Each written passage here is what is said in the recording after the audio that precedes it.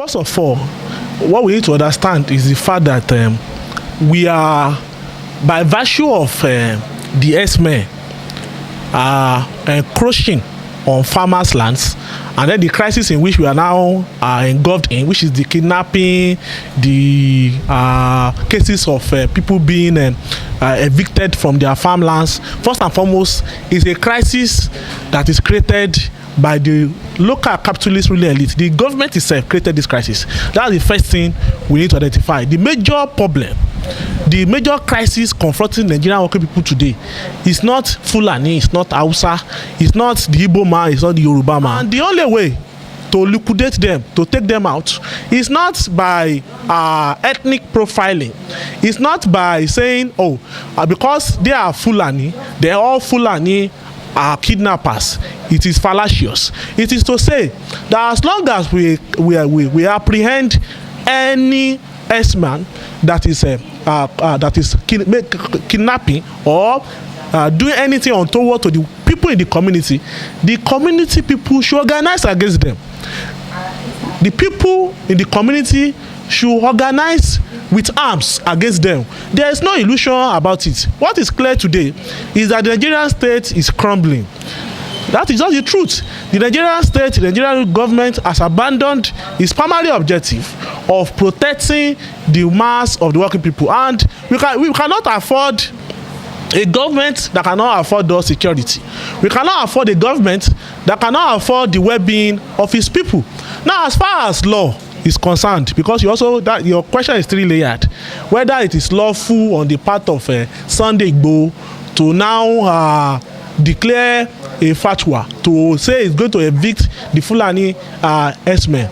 You see, law is just an ass. I'm a lawyer, but the clear thing is that by the provisions of the Constitution, he is not empowered to do that. But in the absence of law, this is the situation that will happen.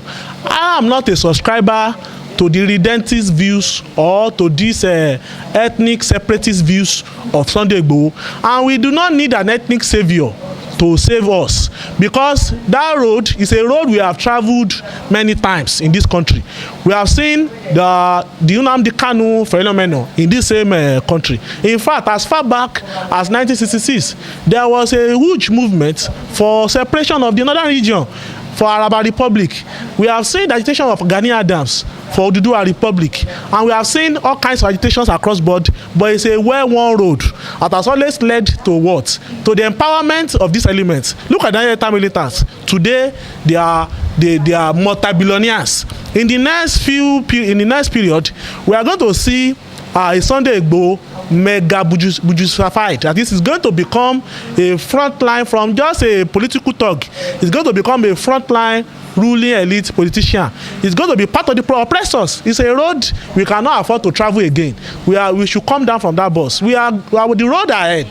The road we need to travel is the road of building a pan-Nigerian working masses political alternative. That means an alternative that says that all the ruling elites, look at all of them, all the 10 governors that went to Buhari for that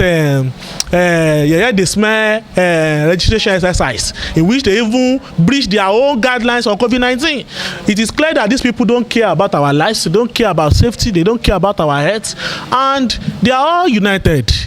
They are there, be they Igbo, be they Hausa, be they Yoruba, they are all, be they Bibiu, be they Efik. They are united behind the agenda of keeping the millions of Nigerians in poverty.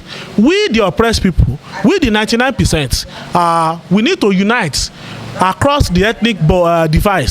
Whether the Hausa man that is struggling, the Fulani man that is trying to survive, the Yoruba man that is also trying to make ends meet, whatever be our ethnic coloration, these people are united on the beyond their ethnic color. We need to also be united and build an alternative to throw all of them out of power. We have no illusion about it. The only way ahead is the road of revolution. It's the road of a class-conscious revolution, not a civil war.